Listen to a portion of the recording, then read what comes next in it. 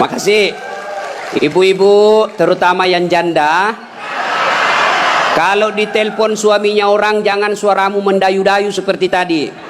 Ini tadi bukan kencang, ini namanya syahdu. Suara begini yang kasih nafsu kita lagi-lagi. Assalamualaikum ibu. Waalaikumsalam. Bagaimana suaminya orang tidak tergoda? Lagi di mana ibu? Di rumah aja pak.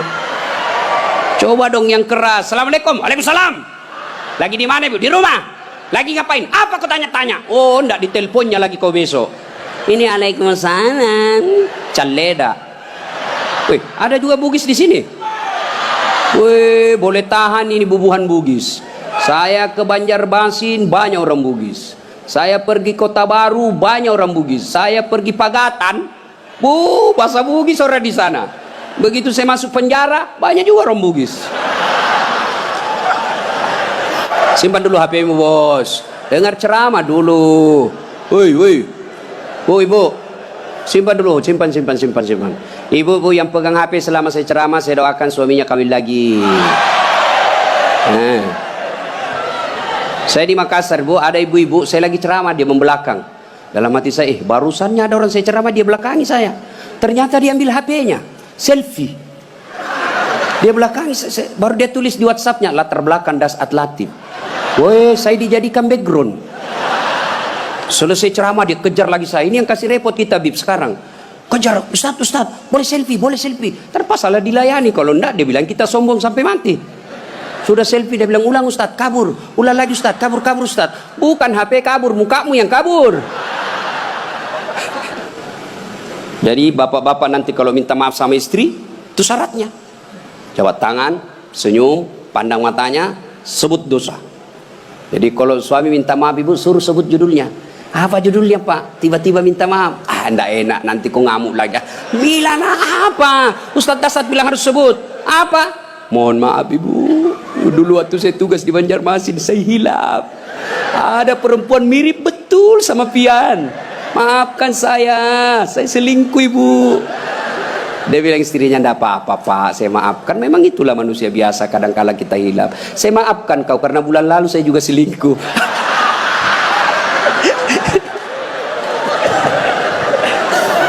Ibu-ibu, ini sebenarnya bapak-bapak banyak selingkuh gara-gara ibu-ibu juga. Bagaimana suamimu tidak selingkuh kalau kau marah-marah aja terus di rumah? Dia kira enak jadi suami nih ibu-ibu ini. Kira enak. Di kantor kita dimarah-marahi sama pimpinan. Di jalan macet, kadang-kala kehujanan. Ya, di warung kopi masuk WhatsApp tagihan. Sampai di rumah dimaki-maki lagi kita sama istri. Bagaimana kita tidak cepat sakaratil maut? Ini perempuan sekarang seperti cuaca, susah ditebak perasaannya.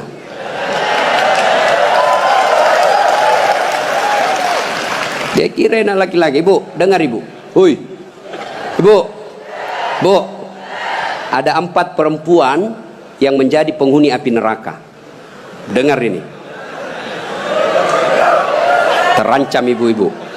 1, kata Nabi, mereka yang selalu bicara kasar sama suaminya. Apa kau anak muda, ada istrimu? Boleh marah sama suami bu, boleh marah manusiawi, tapi jangan memaki. Ini kalau marah la haula wala quwwata illa billah, keluar semua kebun binatang di mulutnya. Bagaimana kita betah di rumah kalau ngomel aja kerjanya? Jadi, ibu, coba dengar itu laki-laki, coba lihat itu laki-laki. Kami pikir ibu bagaimana supaya ibu bisa pakai AC di kamar. Pak, kami pikir bagaimana supaya ibu bisa pakai emas pulang kampung dihargai sama keluarga. Kami pikir bagaimana supaya kalian bisa dibelikan mobil supaya tidak hitam kulitmu. Itu dipikir sama suamimu. Makanya jangan suka marah-marah.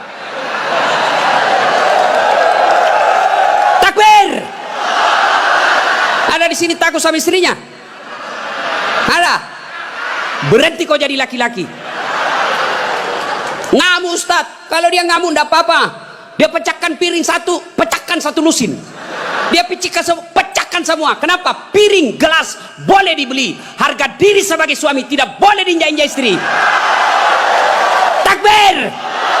itulah yang takut sama istrinya. Oi bu, oi. Satu, perempuan yang menjadi penghuni api neraka yang suka bicara kasar. Boleh marah, tapi jangan memaki. Marah silahkan, manusiawi. Tapi jangan memaki-maki. Goblok memang kau jadi laki-laki. Sudah goblok, hitam, gendut. Wah, ini penghuni neraka ini. Enak juga kalau kita pulang kampung, pulang rumah, capek kita tadi jual ikan, sampai di rumah disambut sama suami dengan senyuman. Bila kamu di sisiku, hati rasa syahdu. Tenang perasaan. Langsung dia bilang, bu, kalau ada duit saya belikan kau emas. Masuk lagi kamar suami, berantakan kamarnya, marah-marah, peluk suami kita sambil menyanyi. Insaflah wahai manusia, bila dirimu bernoda. Itu kan lagu-lagu ibu-ibu dulu, lagu-lagu nasihat, iya toh? Mungkin Tuhan mulai bosan melihat tingkah kita yang selalu salah dan bangga dengan dosa-dosa, atau alam mulai enggan bersahabat dengan kita. Coba kita bertanya pada rumput. Itu jadi kalau suaminya susah rezekinya, singgung dengan itu lagu. Mungkin kau banyak dosa. Itu lagunya ibu-ibu dulu. Sekarang lagunya ibu-ibu apa? Yo ayo, yo ayo, yo ay, beleng-beleng. Senamlah dia di depan kantor bupati. Ibu-ibu di depan, bajunya sempit, roknya sempit. Bapak-bapak di belakang. Ibu-ibu di depan dah jadi pelatih. 1, 2, bapak-bapak di belakang. 3. Bagaimana enggak beleng-beleng semua ini? Putar ke kiri. Apa lagu-lagu begitu? Coba kalau salawat kayak tadi, nyaman perasaan. Ya, woi, ibu. Nah, 1, boleh marah, jangan memaki.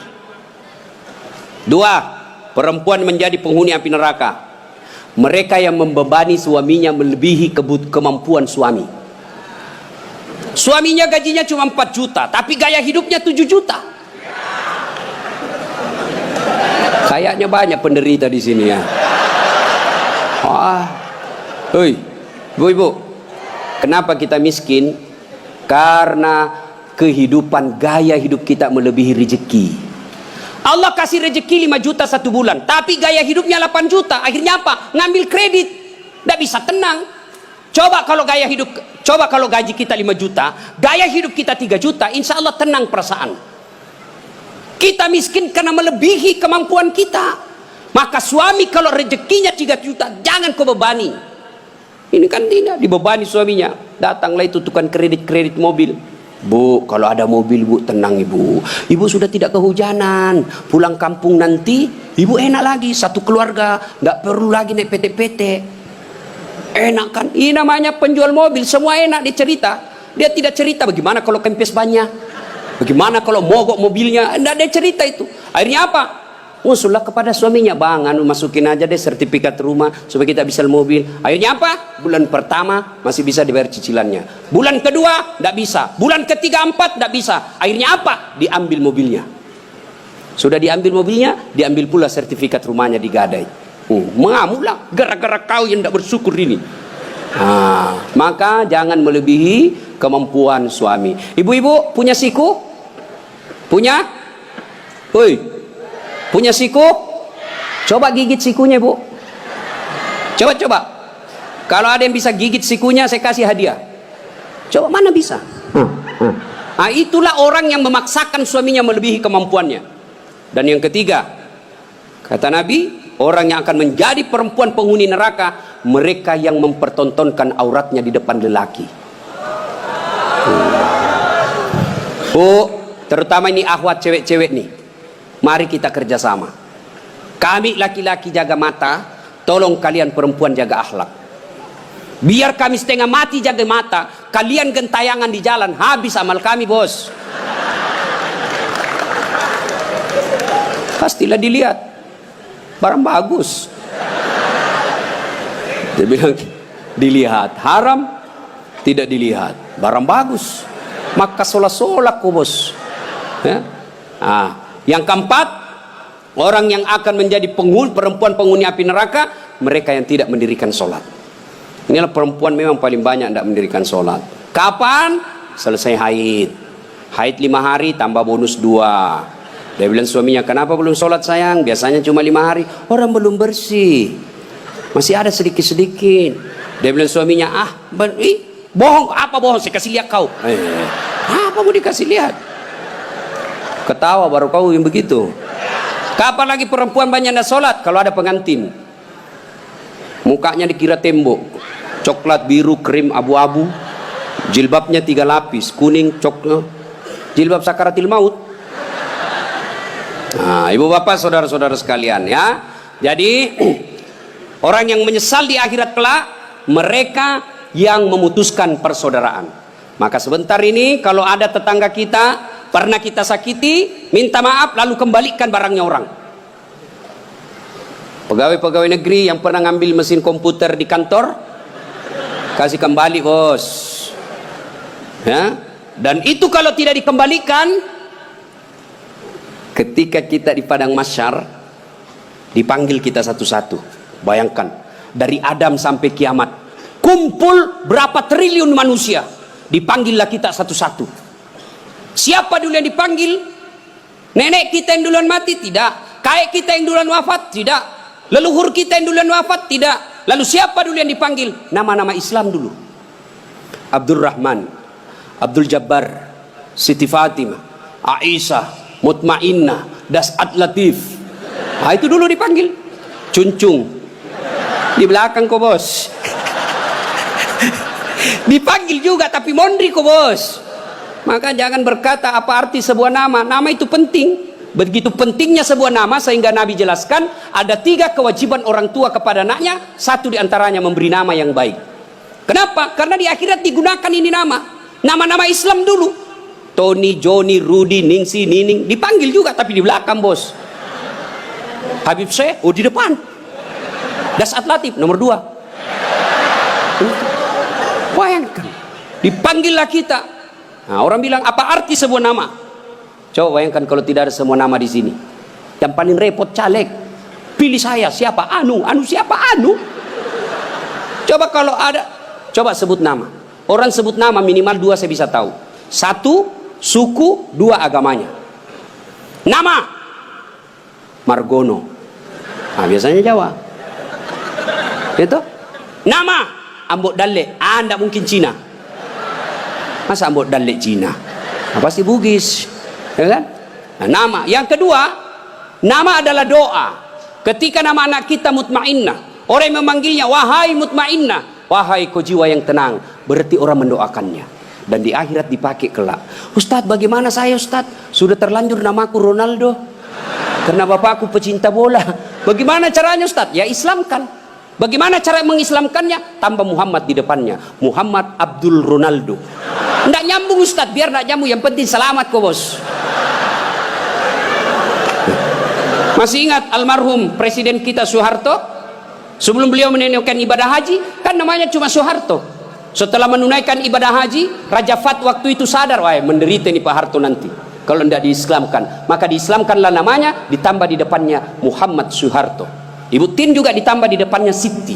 Maka ibu-ibu yang sudah terlanjur namanya islamkan. Harus rubah KTP? Tidak. Yang penting misal ulang tahun, saudara-saudara sekalian hari ini nama saya islamkan. Yang tadinya Desi Ratnasari, saya menambah di depannya Siti Desi Ratnasari. Yang ketawa serius orang ini. Nama penting. Dan pada saat itu ketika kita dipanggil satu-satu, wajah-wajah kita di padang mahsyar tidak lagi seperti ini. Ada yang mukanya seperti ular.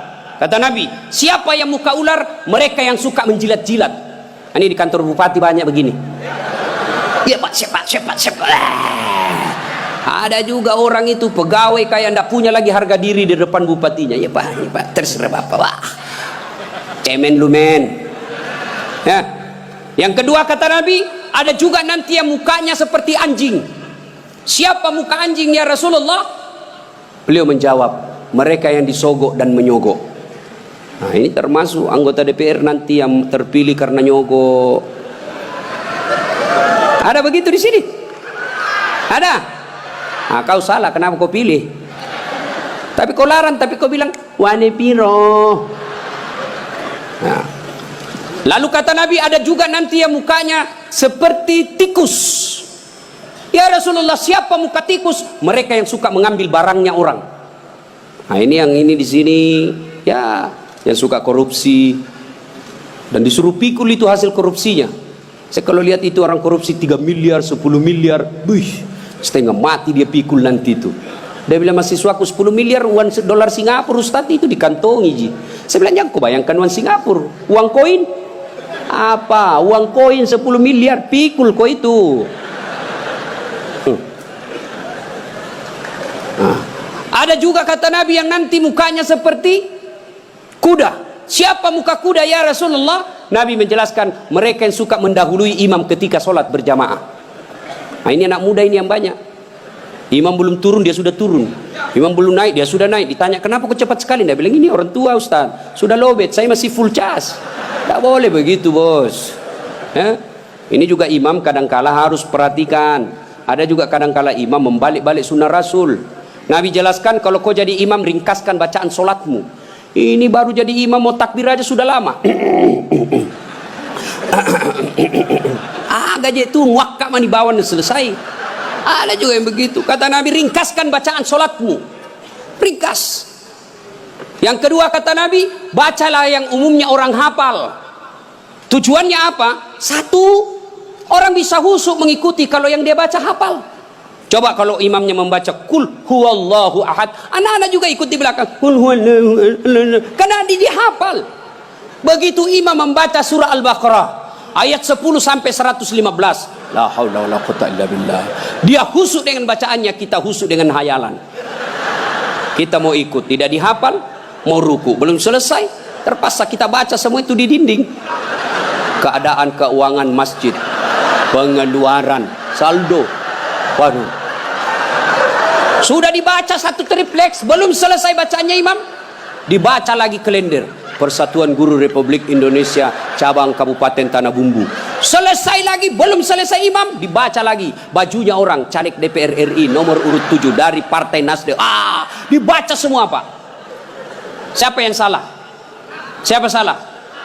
Imam. Makanya kata Nabi, baca yang umumnya orang hafal dan ringkaskan. Ada orang jadi imam, dites lah anak penghafal, kau jadi imam nak, mau didengar bacaanmu, jadi imam lah, hanya dia yang hafal. Begitu lagi sholat, tiba-tiba ada cicak jatuh, kena telinganya, stres hilang hafalannya. Apa sambungannya ini? Oh, dia lupa betul, hening satu masjid. Tiba-tiba imam berkata, tolong bantu di belakang. Dia bilang di belakang, saya juga tidak tahu. Tiba-tiba berteriak, kalau begitu ya sudah, Allahu Akbar. Memangnya anggota DPR. Saya punya pengalaman ini Pak, waktu saya kecil di kampung SMP saya waktu itu, sholat asar lama sekali imam sujud. Kenapa lama betul ini imam sujud? Ada apa ini? Tiba-tiba ada kawan saya nakal, diangkat kepalanya, hilang imam. Ternyata yang ditunggu sudah keluar. Dia keluar dari pintu samping, kacau sholat. Selesai sholat ditanya, Pak Imam, kenapa kau tinggalkan kami? Dia bilang, saya kentut nak. Pak Imam, lain kali kalau kentut kasih bangkit dulu kepala supaya kami lihat kau keluar. Dia bilang, saya sengaja, malu saya kau lihat. Kacau. Siapa yang salah? Siapa salah? Siapa salah? Imam. Makanya hati-hati milih imam. Ya, ada lagi kejadian ini waktu saya kuliah KKN. Belum jadi ustadz saya waktu itu. Ada kawan saya, dia pakai baju gamis. Wah, saya bilang pasti anak pesantren. Jadilah imam dia. Saya di belakang dua anak fakultas sastra. Begitu dia baca Al-Fatihah masih aman. Dia baca Al-Kafirun, dalam hati gue cari penyakit ini orang ini. Bener, dia baca tidak mau sampai. Wala antum abiduna ma a'bud wala ana abidu ma abattum wala antum abiduna ma a'bud wala ana abidu ma wala antum tak putar. Temanku jengkel ini ada sastra, kenapa itu tak putar-putar? Lah sudah ini juga saya pikir. Kacau sholat. Makanya kalau imam salah, kacau jamaah kita. Makanya hati-hati milih imam. Kata Nabi, Milih imam itu tidak boleh sembarang. Jamaah makmum boleh, mulai dari orang waras sampai orang gila boleh jadi makmum, mulai dari orang belum balik sampai dewasa boleh jadi makmum, tapi imam tidak boleh. Kenapa? Salah imam, salah kalian jamaah. 2020 Tanah Bumbu akan milih imam bupati, salah milih imam, salah kalian, menderita kalian di kabupaten ini. Maka hati-hati milih imam. Pun kita jadi makmum juga tidak boleh sembarang, harus ada etikanya. Jadi makmum kata Nabi, kalau kau ke masjid sikat gigi dulu, terutama kalau subuh. Bayangkan kalau kita tidak sholat, tidak sikat gigi, tidur semalaman, orang di samping kita balik kanan, kita balik kiri menguap, sampai meninggal dia ingatnya itu, busuk mulutnya itu. Sunnah sikat gigi.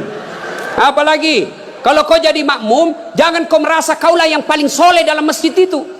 Ada juga orang takbir itu kayak mau dia gigit kita punya telinga. Cool man. Baca Al-Fatihah kayak dia ada di telinga sampingnya. Pada cengi capo. Hanya ganggu ki. Ada lagi apa? Itu kaki. Kaki juga itu kadang-kala mengganggu. Kita kasih pindah, dia kasih pindah lagi kakinya. Kasih pindah, dikasih pindah lagi. Saya jengkel, saya injak. Selesai salat, Ustaz kenapa kau ganggu saya? Makanya adik-adik kalau mau saya tanya, kenapa kau kasih pindah-pindah kakimu, kau ganggu saya? Dia bilang supaya rapat saf. Bos, sini, kalau mau rapat safmu bukan jari-jari kaki yang kau tempel, tapi apa? Bahumu atau siku. Kalau siku rapat pasti saf rapat. Tidak ada orang sholat begini. Tapi kalau kakimu rapat, safmu longgar. Iya. Ada lagi selesai sholat yang paling menjengkelkan itu, selesai sholat dia ambil saf paling depan, belakangnya imam.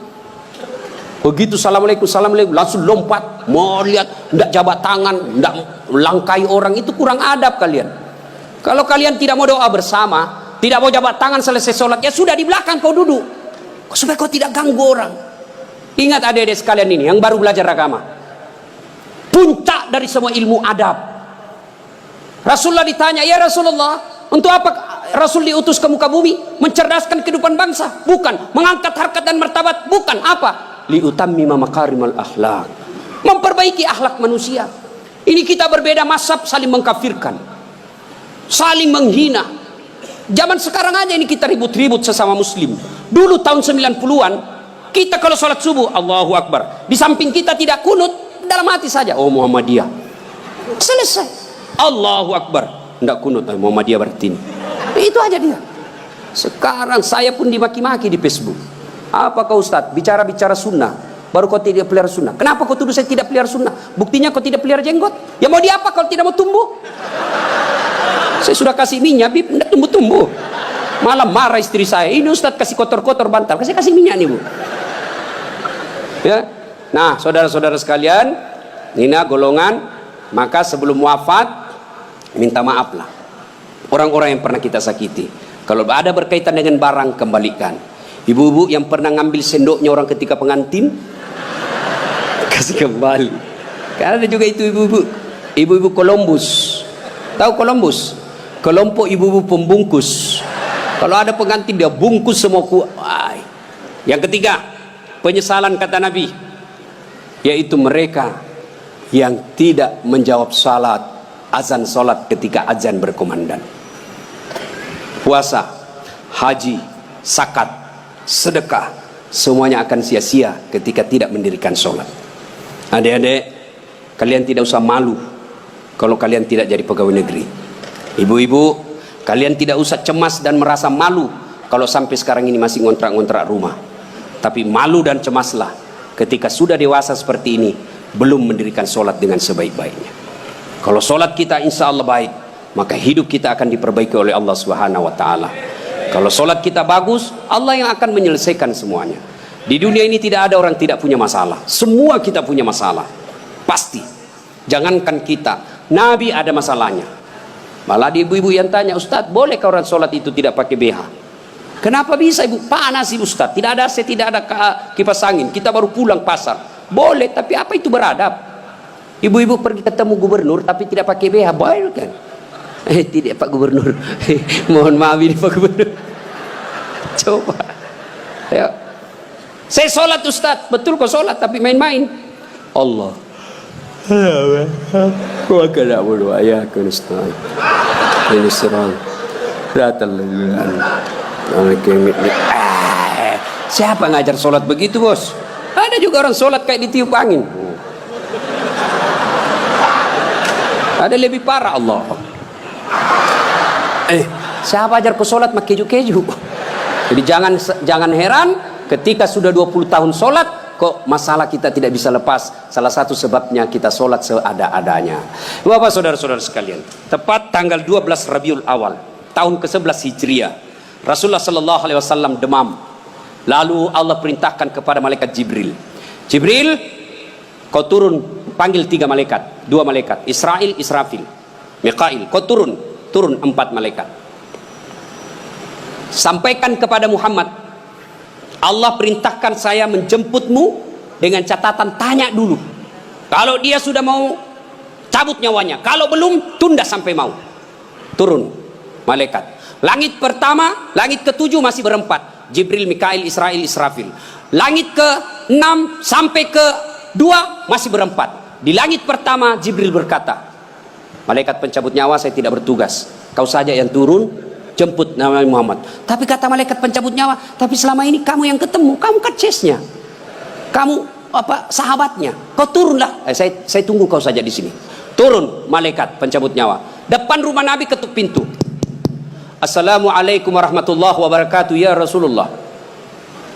Nabi menjawab, Waalaikumsalam warahmatullahi wabarakatuh. Fatimah buka pintu, bah tidak ada orang. Kata Nabi, sudah ada di samping saya. Kata malaikat pencabut nyawa, ya Muhammad, hari ini saya diperintah untuk mencabut nyawamu apabila kau mau. Menurutmu bagaimana? Kira-kira kalau Pak Cuncun ditanya ini apa jawabannya, bos? Saya diperintah cabut nyawa. Tunggu dulu, orang belum jadi bupati. Pasti. Ustaz, Dasat, saya diperintah cabut nyawamu. Menurutmu bagaimana? Tunggu dulu, istri baru 1. Itu pasti mau sekali poligami tapi takut sama istrinya. Apa jawaban Nabi? Wahai malaikat, seluruh nabi dan rasul senior saya, setelah mereka melaksanakan tugasnya, mereka menghadap kepada Allah. Saya pun siap hari ini. Cuma ini ada yang lain. Mana Jibril? Jibril ada di atas. Kau panggil dulu deh. Ada yang saya mau tanyakan. Naik malaikat pencabut nyawa. Jibril, kau dicari sama CS-mu. Saya bilang memang kau ikut. Kau banyak cerita. Sudahlah, kau turun sini. Turun malaikat Jibril. Ya Jibril, kalau hari ini saya harus menghadap kepada Allah, tolong berikan saya kabar gembira. Ya Muhammad, seluruh nabi dan rasul haram masuk surga sebelum engkau lebih dulu di dalamnya. Alhamdulillah. Ya Muhammad, seluruh malaikat yang pernah Allah ciptakan sekarang mereka antri menunggu rohmu. Alhamdulillah. Apalagi Jibril, ya Muhammad, kalau ada dosa dan kesalahan yang pernah kau lakukan, Allah telah mengampuni dosa-dosamu. Alhamdulillah. Tapi Nabi berkata, Jibril, itu kan saya tidak cemas soal diriku. Yang aku cemaskan siapa? Tolong kasih saya berita gembira soal umatku. Kita yang dicemaskan Nabi, tolong berikan saya berita gembira. Naiklah Jibril bertanya kepada Allah, turun membawa berita. Ya Muhammad, saya dapat berita gembira dari Allah. Apa? Meskipun engkau sudah tidak berada di tengah-tengah mereka, meskipun engkau sudah tidak berada di tengah-tengah umatmu, selama umatmu berpegang kepada Quran dan Sunnah, insya Allah umatmu selamat.